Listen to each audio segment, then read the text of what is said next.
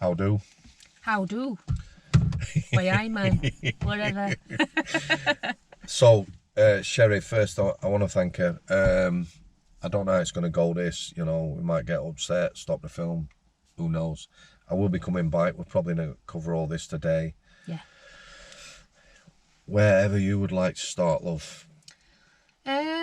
Well, I'm speaking, I really want to do this because we've got to get this out there, but I'm speaking on behalf of my brother. I act for a lot of families as well, but I want to tell my brother's story. So my brother has got an IPP, and he's been incarcerated for nearly 19 years. He's never been home, so they can't say he's being recalled for doing something wrong. He's come out and breached his licence, and they put him back in. I'm standing here today because he ain't had any chance to get out and prove that he can fit into society and not be a danger, as they say about the IPPs, because he's never had the chance to do that. So they're just stereotyped in that kind of way. But my brother got his IPP when they first started giving him out, actually. So it was the beginning of 2005, and they started in 2004, I think, late on. And I think within that year they'd stopped doing them because they were immensely inhumane, and they'd give 8,000 of them out. So everybody that did anything at that particular time got this IPP slapped on the wrists. Which was made specifically for serious offences, up unto people who were getting life. Yeah. And the impact on myself is I've grown up without my brother for 19 years of his life. I'm 40 now, and my brother's 42 coming up. And I haven't had that relationship with my brother because he's been incarcerated ever since. Also, when he was growing up, I wasn't with my brother because he was in the care system. So it just feels a bit of emptiness within my heart because, you know, my brother, I want to give him a good life and look after him and give him, you know, things to look forward to. I can't do that because I never know when he's going to come home. But, you know, the most upsetting thing is I'm never going to get my brother back. My brother will never be the same again. And many others for what the sentence has done to him. It's absolutely ripped him to pieces. It's torn him apart. We have talked about it. It's very difficult to describe. The best thing it could do to all the public and all the politicians is take them into a prison to experience the atmosphere and lock them in a cell for an hour on their own, yeah? And then imagine that, or try and imagine that, you can't. Imagine that where there's no light at the end of the tunnel, there's no chance of getting out. It doesn't matter what you do, don't matter how much coursework there is, or people assign you coursework, you have a sentence plan, an OASIS report, which is basically, it's supposed to guide you through a sentence. Don't make no difference what you do. Yeah. I've met lads who have done every course in the prison system twice, some 3 times, yeah, and they still don't get out. Enhanced prisoners. Yeah, that's the prisoner who gets the PlayStation, you know, and everyone gets triggered. Enhanced prisoners still can't get out of prison. And it is because with this IPP, because you have to sit on a parole board and somebody has to make a decision. The parole board, inside, outside probation, with the information from the prison, has to make a decision, and it won't let these lads and lasses go. Because they might do something. They might. But you know, if you did a drunk driving and you had a drink driving offence and you killed somebody, so you got 3 years. Have you got an IPP? Because you're not allowed out because you might do it again. They still let you out, don't they? Yeah, of course they do. So you're allowed a second chance, but the IPPs aren't. Because anybody who goes into prison can make the same mistake again, right? Because they've been in once. Yeah. So why is it just the IPPs that can make the mistake? Not make the mistake. There are other people on the tariff as well. Yeah. I might add, you know, prisons as they are now are full again. What did it say? How many did it say are still stuck in the system? So still stuck in the system. I'll tell you. So it's so still the ones that are over tariff. Yeah. So the ones that are over tariff. So basically, there's 1,393 prisons over tariff. yeah? Yeah. And then you've got 1,437 that have never been released from prison. They've never had a chance. Their IPPs never been home. You know? So, just Back to your brother, when did you realise that, you know, things had changed forever? The seriousness of the offence? Probably about 3-4 years into it, really. Because he was given two years and 197 days or something like that, or something random. And, you know, when he's come up for parole, you realise it's not just a sentence, it's just never ending. It's a psychological torture nightmare. And you've got to do this, there's so many hurdles to overcome and so many courses he's got to do, constantly knockback after knockback. I knew he wasn't coming home, but nobody could tell you why. You just have to do this course and that course. And it was quite evident from that time, the damage that was getting done to him, and he's making no progress, that he wasn't going to come home. I have a friend who's a probation officer, very good. Coursework, a sentence plan for prisoners, the WASIS, should reflect the sentence. So somebody who is in for domestic violence would do a healthy relationships course, which is based around that. You know, the coursework should be appropriate. However, as we've already discussed, prison coursework is shite. It's about numbers. You know, it probably comes under rehabilitation. There's funding for it. You know, it comes under education. It's bullshit. It does nothing. Yeah. Like I said, there's no GCSE anti-terrorism qualification. You know, we don't do anything with terrorists. We leave. They're always going to be a risk. We let them back out. So, again, example's the best way. I know a lad who refused to do any coursework, and he got out of prison at his first parole. I know a lad who did every course, and he was still 5 years over tariff when he got out. He got breached, and he was back in for another 2 years. It makes no sense to me at all. The prison service, I know there's prisons probably still who've got IPP prisoners, so there is a requirement to do a certain course. That prison doesn't do that course, and they're not facilitating it. They're not moving people. You know, people 4 years in a prison that doesn't do a course that they need to get in front of a parole board to get out. How can that be right? Again, I know a lad, 4 years, Mr. Samworth, in a prison, yeah, didn't do my course, trying to get, every week, asking the same staff, how do I get out? How do I move? And that's when they crack. That's, you know, they assault someone, they beat someone, they end up down a segregation unit, and then, yeah, the mental health just declines.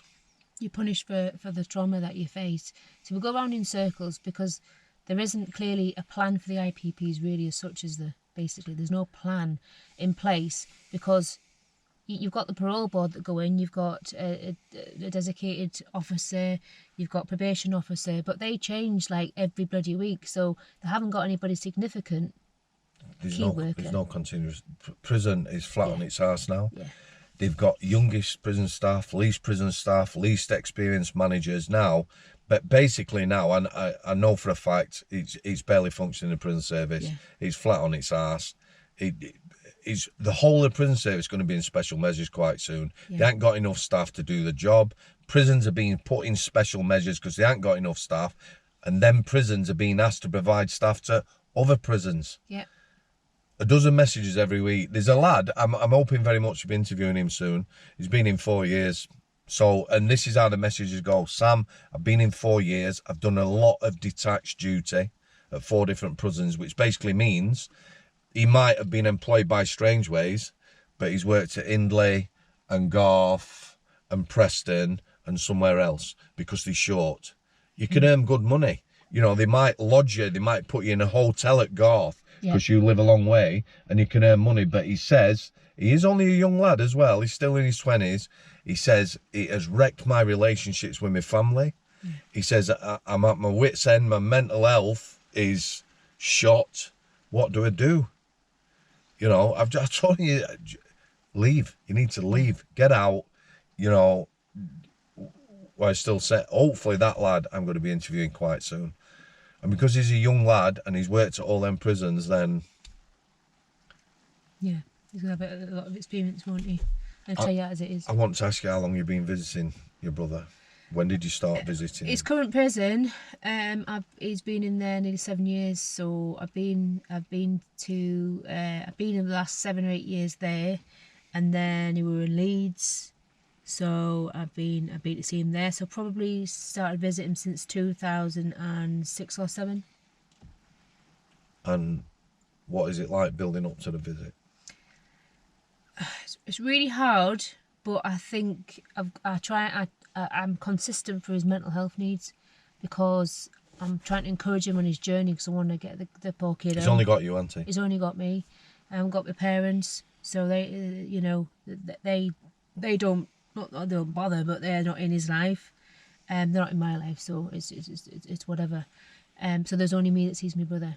He's been severely let down by a lot of people, which is really hard. So I probably try and make up for that. So I try and see him twice a month, once a month, depending on what's Does he speak what. to you on the phone? He rings me most nights on the phone. How's that? Very hard, because I've got to be a counsellor, a sister, a mother. I've got to be all these different people, mentor.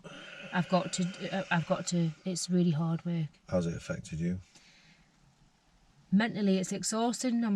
I get frustrated because there's not much I can do, although I do everything I can do as a sister. It's so hard. I've got to work with different people. I try and work with probation. I try and work with everybody.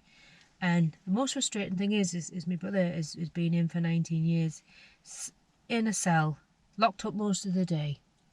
He's obviously suffering with his dietary needs. Doesn't get his vitamins and stuff. Body's dwindling away, mental health's declining, and I'm sat here. He could be at home with me. Got loads of work for him to do. I think one of the serious things that people don't understand when they're going on about prison food and that, if they're locked up like they are now, a lot, they'll all be deficient in vitamin D. Yeah.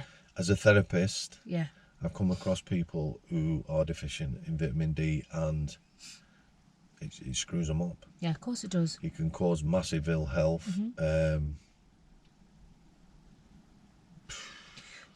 So it's so difficult, because I could adapt his diet at home. I could look after him in the sense of give him his family that he needs to be around, give him that support, take him to his appointments. He could live with me. There's so many things I could do for my brother, but he's locked up. And the longer my brother's locked up, the more chance I get of getting that phone call one day. Sorry, Cherrie, brother didn't make it. And that is, I'm against the clock every day. And as I sit here, yes, I'm trying to be strong. I have to be strong for my brother and all the families as well. But it's really bloody hard work, because I don't want my brother to die in prison. But if he's got no hope and he gets to such a state mentally, I'm going to lose my brother. And there's not one thing I can do. Like I said before, Jack Jones can't pay his rent. I can give him his rent. I can lend you money. I can help your kid out if you've got no shopping. I can't do anything on this sentence for my brother, because the sentence that was abolished, they've never done a thing about, and that's why we campaign for it. Why was it abolished? Because it was unfit for purpose. Deemed to be. It was the worst traumatizing sentence ever, mentally, physically, emotionally. It was just unfit for purpose. However, they did away with the sentence, but they didn't deal with the people who've been handed that sentence. No, they forgot about them. Campaigning, MPs, politicians, have you done your bit, been to Parliament? How frustrating is that? It's very, very hard. We've just got to... The thing is, we can whinge about it, but we do something about it. So we just do as much as we can. It's very hard. Been to London twice to campaign, shouted in the streets, done a little sing and dance in the streets, getting attention. We've wrote to MPs, we've worked with MPs, I work with Clara White, so we work together, and with James Daly. We're all pushing and pushing and pushing for change. We won't stop till we get it, because something's got to give. And this is wrong, and they know it's wrong, and this is why.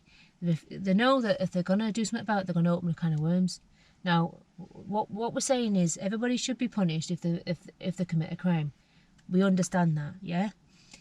But they should have a proper sentence. So the thing that's the most crucifying thing is they're not given a proper sentence. And that's what's wrong with it, and that's why it was abolished. But why we're still doing it, you know? So then you got prisoners that come out. So say they've done 20 years or how long they've done. My brother is one of the longest serving, there's probably two others. One of the longest straight serving IPP prisoners. So when they come out, they're still on recall for 10 years.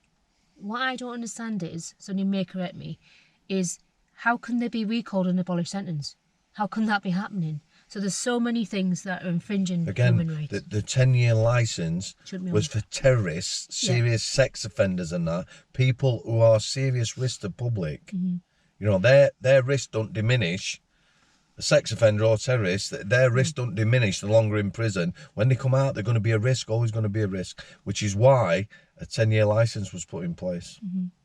Dominic Raab has had the opportunity, hasn't he, to do something about this. And basically, quite recently, disgustingly, he's just gone back and said it's on the parole board's toes, hasn't he? Yeah. He refused to do anything. If refused to, they won't address it, will they? They won't put the name to it. They won't deal with it. But was he not a human rights barrister? When you look at his his background, doesn't really make sense, really. You know, so it's okay saying, oh well, we'll deal with it later. He's putting stuff on the parole board, but then he's putting pressure on them not to release people into Cat D. So I don't know what the kid's doing, but he's making. If he's not up to the job, he should stand down and let somebody else do it. That's what I think, because he's not doing anything. My worry is, again, for those of you who don't understand the system, right, we have Cat A prisoners, high security prisoners. Cat B, most people who go into prison start as a Cat B. They can get recategorised quite soon, Cat C, less security, and then Cat D, which is open prison. The idea is, if someone's a Cat B, they work their way to Cat C, work their way to open prison. Open prison, you start with a period in open conditions, literally you can walk out, then you'll get town visits, then you'll get home visits, and it allows you to get back in society. That is probably resettlement as best it's going to get, you know. Introduce you back into the family, weekends with your family and that, building up to release. Lots of prisoners never go to Cat D. Lots of IPP prisoners, they won't give them a Cat D category. For me, sorry to say, a lot of these lads and lasses, when they get released, probably need releasing to some sort of forensic, therapeutic type environment. My worry is if your brother comes home to you, you know, it'd probably be a full-time job to even, you know. It's a massive worry. It's an absolute massive worry. I doubt very much you'd leave him here. No. And go shopping for 2 hours or anything like that. I don't know what. Do you know what it is? I don't know what to do with my brother. And do you know why? Because what's been created of what they've done to him. I don't know how I can fix it. I don't know what to do. But you're right. If they've done all this damage to all them IPPs, they need to be in a proper therapeutic centre, not shoved in a hostel full of drugs and alcohol. Or let's just test you again, even though you've done how many years over your tariff. Let me explain that for people who don't understand. Right. Now, a big bugbear of mine. This I don't give a shit what probation, parole, or anybody else says. Yeah. The vast majority of people I come across, lads, were offered accommodation upon release with close family. Yeah. So you know, you go back to your parents, go back to your missus and your kids or whatever. You know, they can give every reason under the sun. They're happy to release a dad 60 miles away from his missus and kids, and he can go and visit them every day, but he's on a curfew, so if he's late, he's going to get breached. They're happy to do that, but they won't let him go back to the family home. They won't release people to their loved ones to care for them. We talked briefly about a lad from Hull. His first time out, he was released into a hostel full of sex offenders. Yeah? I think he got to stay there 6 months, so you're living with paedophiles and rapists. After 2 weeks, he said to his mother, I can't do this. He handed himself in at police station. And as far as I know, the lad is still in prison now. They recalled him because he said he would harm someone if they left him there. They put him back in prison. That, to me, amounts to most normal people, you know, in them. Like you say, it's almost. It's not even testing them, is it? You would break. Yeah. They're just setting them up to fail. Really, they're doing things that, like, some of them aren't educated enough to justify why they're doing anything. You know, why they're doing that and why they're doing the other. It doesn't make sense, does it? It does not make sense, and it costs thousands and thousands and thousands of pounds. And after you've rehabilitated somebody, why would you put them in that situation? That doesn't make sense, does it? You know my thoughts on we don't rehabilitate anyone. No, I we never don't. really bit. I treat people right, and Yeah. can change people's thought patterns and the way they look at things just by treating them right. Mm-hmm. I always tell this story, and it's a good story. I'm sure I know who the officer is. I won't embarrass him, although he'd have no need to be embarrassed. A lad who was in the seg at Strangeways. Yeah, who I know very well. Yeah. He says, an officer come to me, Mr. Samworth. I didn't know him, we weren't a seg officer. I'm going to top myself. There's no way of putting it. He said, you know, I was going to kill myself. This officer come and had a look. I knew it was tea time, weekend. They come round, they do a count, he goes away. Yep. Then I got time to prepare myself. He says, so this officer says, what's up? I says, nothing. Went away. But 10 minutes later, he come back. What's up, kid? Nothing. Kid, you don't look right. What's up with you? Half an hour talking to him. I didn't take my own life. You know, just somebody caring, taking half an hour. Told you. And that's all it needs. But we definitely don't rehabilitate. I haven't got into arguments. I won't argue with people now. People who like kick off and people can change. Yeah, people can change. However, we don't rehabilitate people. We don't give people, especially these lads and lasses, you know, the chances of coming out and being normal, you've taken everything away. They've got no hope, no purpose.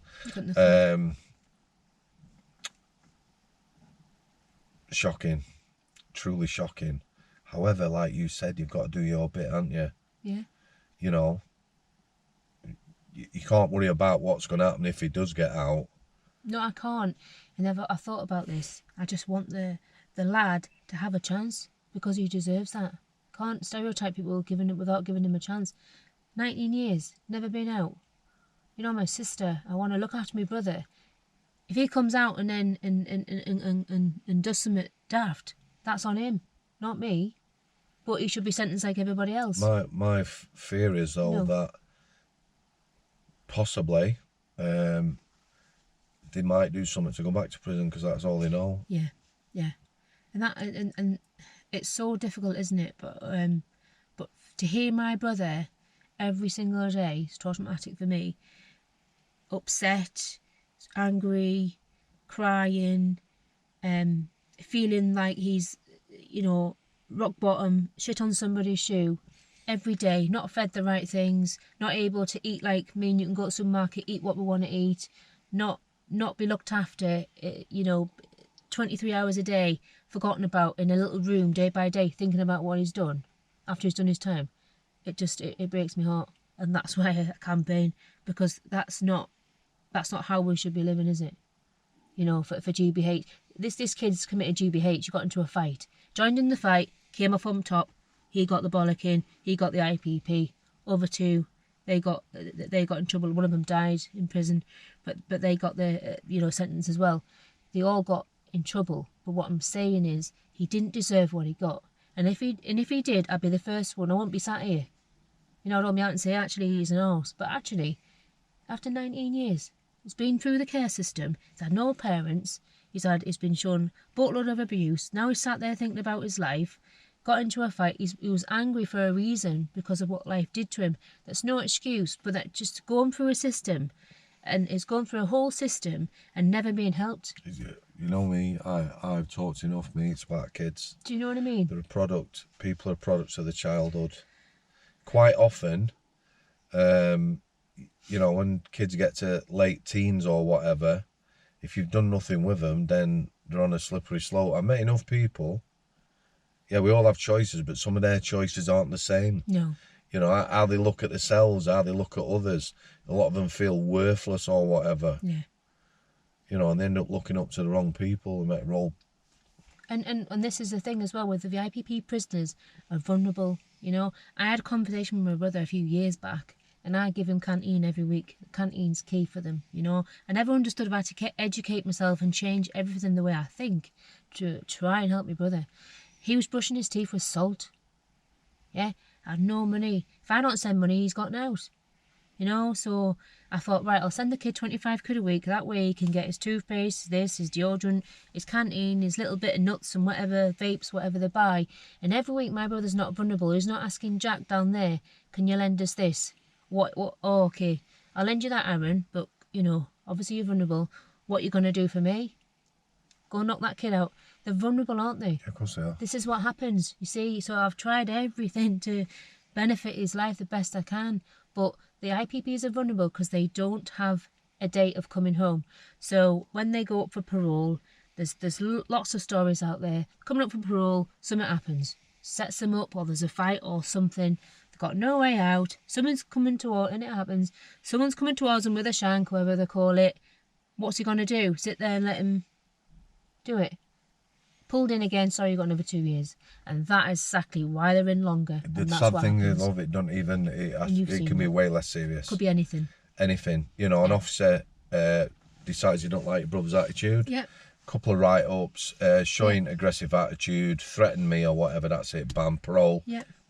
tick, bomb, gone. So how are we ever going to get out of this mess?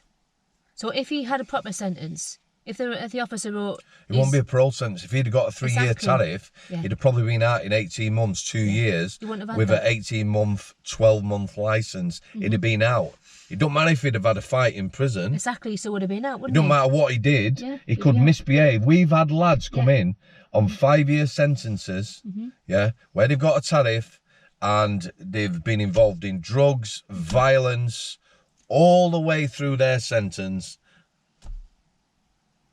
Release date, and they're gone. And they still go. Yeah. So how do those look at IPPs in prison? They're vulnerable, aren't they? I don't think a lot of them understand, and a lot of it is,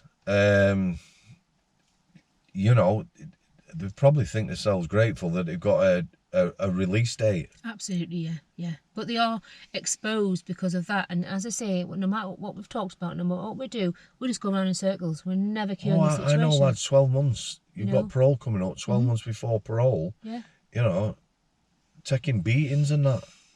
And, you know, just fearful of getting involved, locking themselves in the self all day, so they're not getting involved in anything. Yeah, and that's what my brother started doing. He started putting himself away in his cell, and then on the what was wrote about him was he's not mixing with people. You cannot, Which will go against him. You cannot win. Listen, yeah, exactly. win. I know. He's not mixing. We're trying to avoid trouble. Sean said that. Is not his normal self. What do you mean he's not his normal self? What's he up to? You know, all these suspicions and things like that. Just like, it's just beggars belief, isn't it? I'd love to interview someone, who has sat on parole, inside, outside probation for these lads and lasses, and ask them what their thought process is and what they think about someone spending 19 years, 3-year tariff, still in prison with no hope. Yeah? Because, you know, if every prisoner had been an IPP, we'd just be building prison after prison, because, you know, people won't take responsibility. They don't. No, they'd rather build more prisons, spend millions of pounds on super prisons, than help the situation that we're doing at the minute. I sat on a parole board, I tell you now. Charlie Bronson's hopefully next year, or this year. No, this year now. Hopefully it'll be live so people can see how they operate. However, I don't think it'll be a true... It'll probably be more of a spectacle with people grandstanding than a parole. I went on a parole hearing, and it was almost like something from primary school. It was pathetic. We had outside probation and inside probation. So inside probation is probation officer. So a prisoner, an IPP prisoner, somebody inside is his probation officer, works in the prison.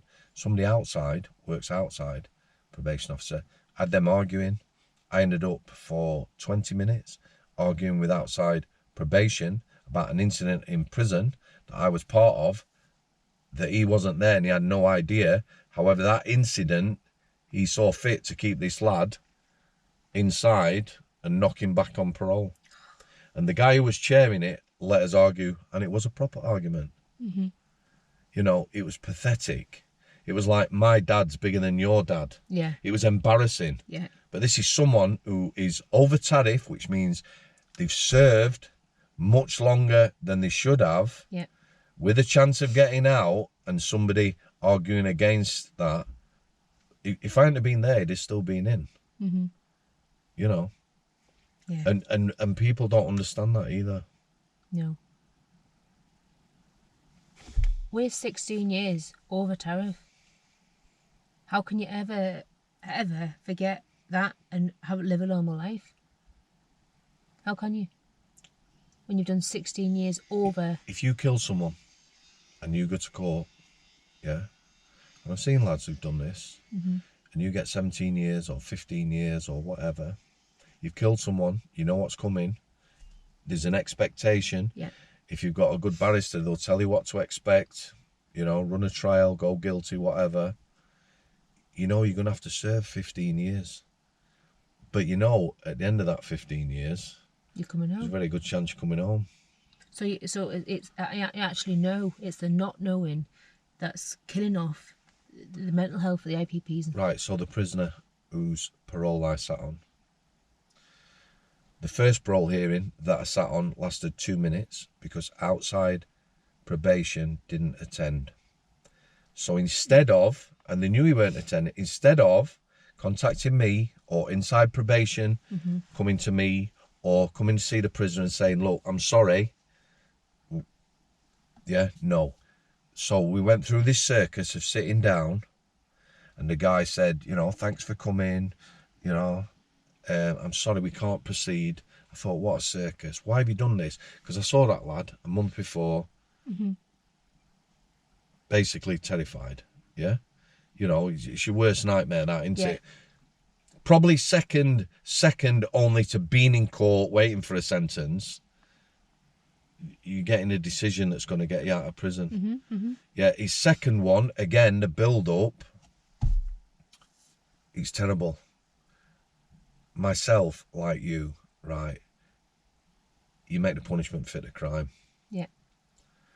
A non-violent street robbery, where you get a 2-year tariff, giving them an IPP and somebody's still in prison after 11 years is just wrong. Yeah. I think the other thing that I probably have thought about, but not consciously till now, is they're padded up and on a wing with people who are coming and going. Yeah. Some of who have committed worse crimes. Yeah. Yeah? That's a sad thing, isn't it? Yeah. What will that do to someone? You know, you make friends, you see friends coming and going. Yeah. And you see them come and going all the time, and my brother's been there that long. You know, there's some old timers there, you know, that have got a proper sentence and that, you know, and there's people coming in with nothing. And this kid who's a danger to society is giving his boxer shorts, his socks, everything he owns to people to help them out. And then you've got and they're treated like absolute menace to society for the smallest crimes. And those who have done the bigger crimes, in the greater crimes, they're the more at risk, are let out in shorter periods of time. Got it wrong. Seriously wrong. But we still continue to punish and do it. Punish them between punishment. So, you know, it's the people are coming and going all the time, aren't they? You know, and coming and going. And yeah, how that must feel, it'd be horrendous, wouldn't it? Why am I not good enough? Why am I different? Why am I treated different again? Comes from a childhood. Why am I picked on? Why me? I'm doomed. I'm a failure. That's what he says when I ring him. I'm nothing. I'm a failure. You know, I'm cursed. I get that a lot of the time. You know, I'm going to die in prison, and that's a bit of pill to swallow. As obviously, the visits are. Well, I would imagine you won't sleep before the visit, and that worried state is going to be in. Yeah. You forget sometimes. I mean, I've seen kids on visits that people haven't turned up. They're sitting there anxious, and you know, It's awful. It's the it worst must thing, be that. awful. And I've said to my brother, "I'll go and get him a coffee, get him a sandwich." His family haven't turned up. How that must feel. then have to go back, and As a member of public going into prison, No. obviously been going a long time now, so it's very familiar. Yeah. When you first started going in, how did you feel? I felt like I've never been to a prison before, and I felt like every door behind you is locked. So I still have that now. All the checking and everything. I know I'm all right, but you've got to check everybody in that, and then everything's locked behind you. And I'm around people I don't know, and then they're sat here, and then there's somebody sat there close to you. It's very nervy, But now I just get on with it now, and I don't care. I just go see my brother. That's it, Very intimidating it can be. It can be. When I was 20, I was 21 when I first started. See that in itself, how sad is that? I would have never asked you how old you were. I was 21 when I. You don't look a day over 30. 40. 40? You're at 21. Yeah. And you're 40 now and still going in. Yeah, I know. When I first started going, and that's a fight. He had a fight. He came off better. Yeah. And it was Leeds where I went. I tell you what, I'd never been before. And I was like, oh. But now I'm used to it. But it's like taking your granny. She's never been. She's like, oh, prison. I've got to go and see him. I've got to do what I've got to do. But it was traumatic for me the first time. But yeah, I've seen all kinds. But for him, you don't know what mood they're going to be in. You don't know, because they've got bipolar sometimes. They've got different, moods. Bipolar, and they've got the personality. So they've got all kinds going on in their lives, how they deal with things, they might have come out the cell and somebody's told them to bugger off. You don't know what mood they're going to be in. And then they have to sit there and pretend everything's all right to you, because they do. Yeah, you see the bravado. Yeah, I'm fine, yeah. And then when you wave them off and you leave, it's like you're leaving your burn. And I'm like this, bye, Aaron. Then I turn around again and I go, bye. And that depression, as soon as he leaves, is with me as well on the way back. I feel like I've left my child. He feels that I've gone and he's gone back to his cell. It's awful. It's bloody awful. And I've done this and done this and done this. And I wish it would end. And I pray, Where is this campaign at as we speak?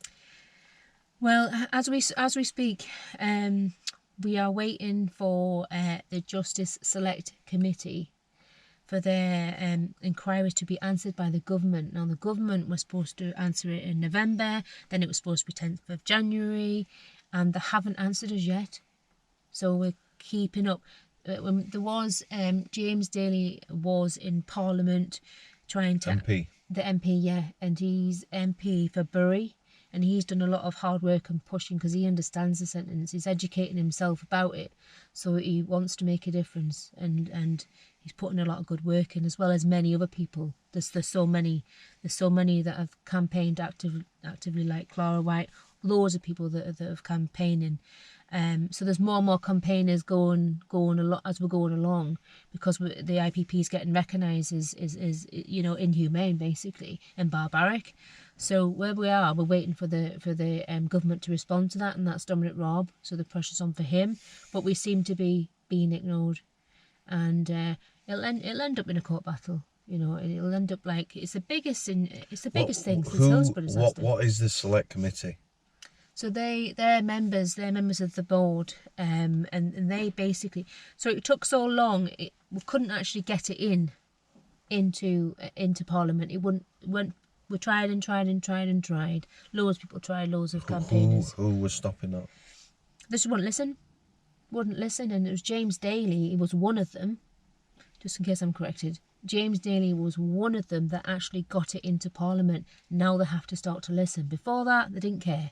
Don't want to know. Sorry, but we tried and tried and tried. We never gave up, and James Daly was a part of that Justice Select Committee and got it in. And now they have to answer us, but it's taking some time because they're just pivoting and just changing the subject. But they're going to have to do something because there's that many people on the backs now. But it's just when we don't have it. Just explain to me.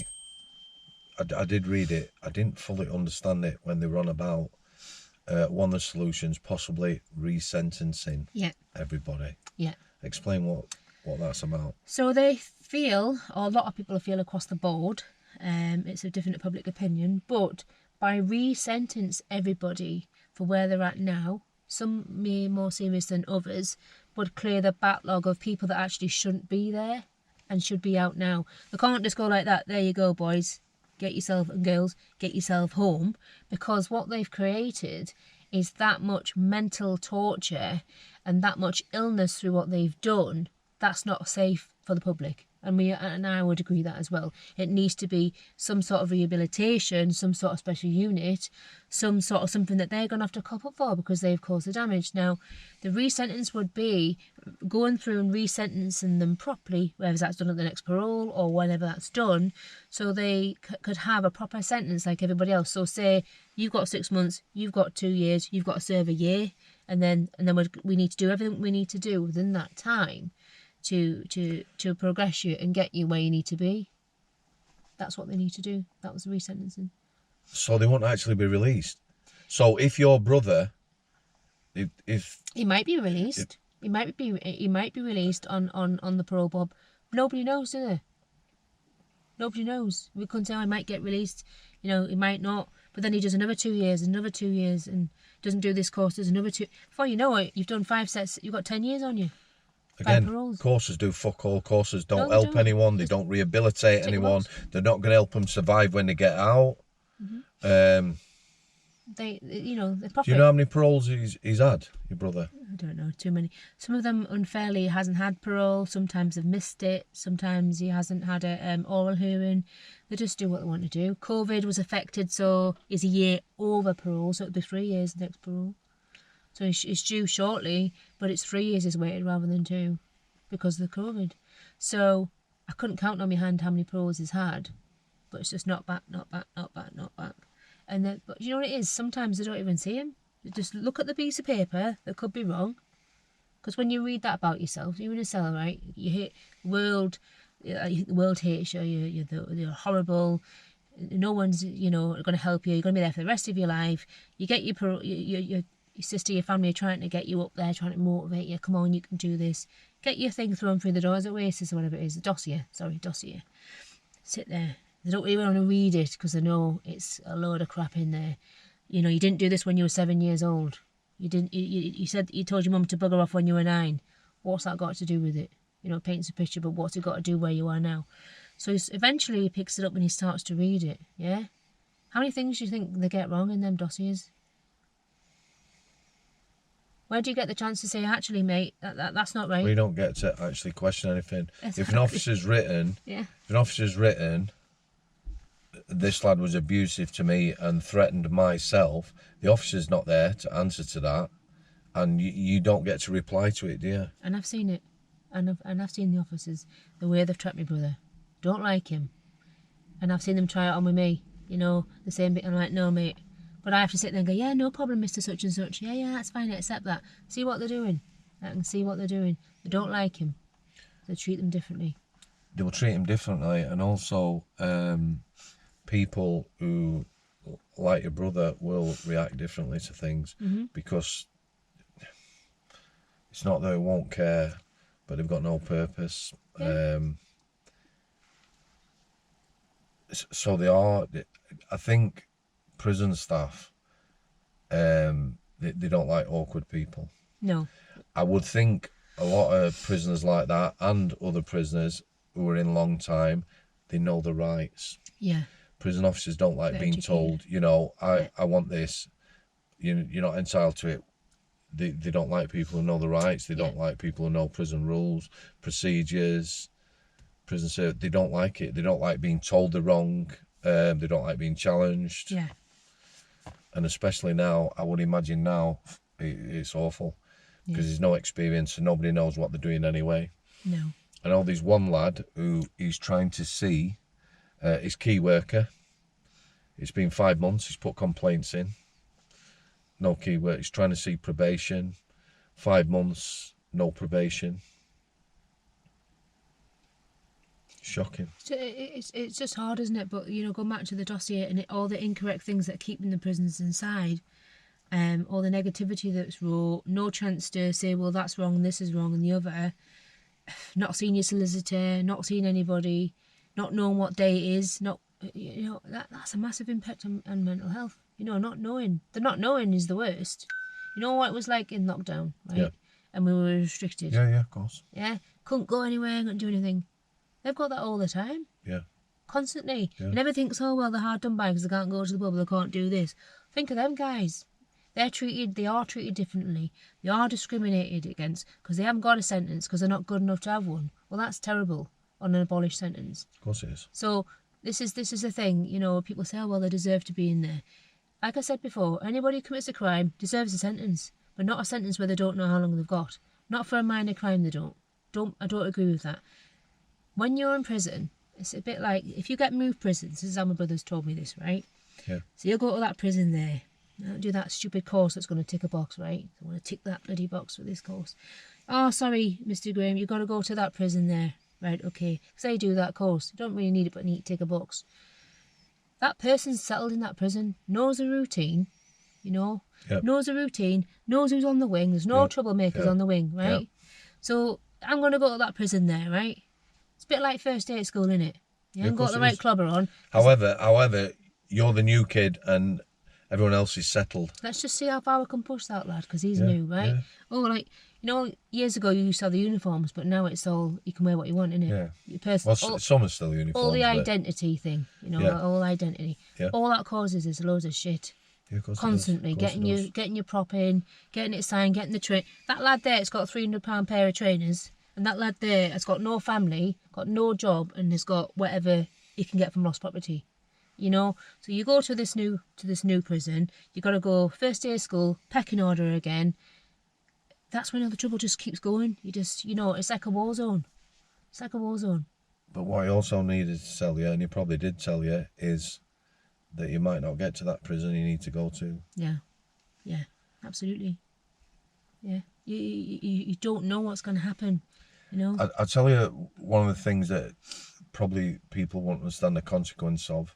That was removing prison officers who'd sort of served the time from office jobs. Because what used to happen, you know, someone would be on the landings. Yeah. So when I went to Strangeways and there was an alarm bell, shitloads of staff would come from office jobs and that. From all over, yeah. They were yeah. prison officers like me, same training.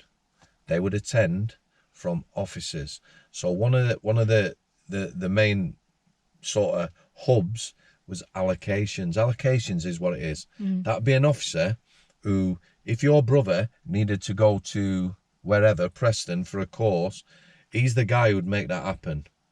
Yeah. Yeah. And when I went Strangeways, the allocations officer was amazing. He'd been at job a long time and he knew people from other prisons. Yeah. So Yeah. he'd get hold of Forest Bank where I used to work and he'd say, I've got a lad here who wants to come. Have you got anyone who wants... And they'd do things. Yes, because So all them officers, because they were all on prison officer money, get rid of them, put civvies there. So then I phoned you, you're a civvy. I need to get this lad. Why? You don't understand. You don't know what the job is. You don't know what a prison officer's role is. No. You don't understand this guy's requirements. You don't understand how important it is. You don't give a shit. No, you don't. When I left Strangeways, my last week, we had a lad who come in on remand, yeah? He'd done a sentence, he'd finished it, he'd come back in on remand. On the computer, it said he was a sentenced prisoner. So as a sentenced prisoner, he's entitled to 4 visits a month. Right, okay. Yeah, so I phoned the office staff. I said, he's a remand prisoner. Remand prisoners can have a visit pretty much every day. Right, Yeah, okay. so they were saying he couldn't. So I had an argument with this lass who took offence to me phoning her half a dozen times. And her manager then got on the phone Yeah. and I told him in no uncertain terms, I didn't swear, but I told him that I need to alter it. And all it was somebody going on a computer and alter it, and he wouldn't do it. The manager come down to the wing, we ended up in a ding-dong, we ended up with governor getting involved. Right? And all it was, he just needed someone to alter something, and they wouldn't do it. Now, that lad, I knew him really well. That lad was an hard lad. He had potential to kick off and hurt people, staff and other prisoners, you know, but I assured him I was doing everything I could, and eventually it got altered. Yeah. So the prison service that used to be manned with all officers and officers in jobs not on the landings, not in residential, that were important, have all gone. So it's all civvies now because you pay them less money. That's the thing, isn't it? Sorry I'm interrupting you, but wasn't prison service run by like the army years ago? Like, They used to get, a lot of ex-squaddies Yeah. going in the prison service. Yeah. Right, this is what I always say, yeah, just because you be in the army don't mean you're going to be an officer. No, definitely not. You don't know. They'd come from all walks of life. However, what there was your landing staff Yeah. plus other staff in the jail. You need more staff because there's incidents every day. Yeah. Yeah? So there's an alarm bell. We deal with the incident. These staff had come on. They've removed all them. Right. But not only that, there's less staff on the landings now. Yeah.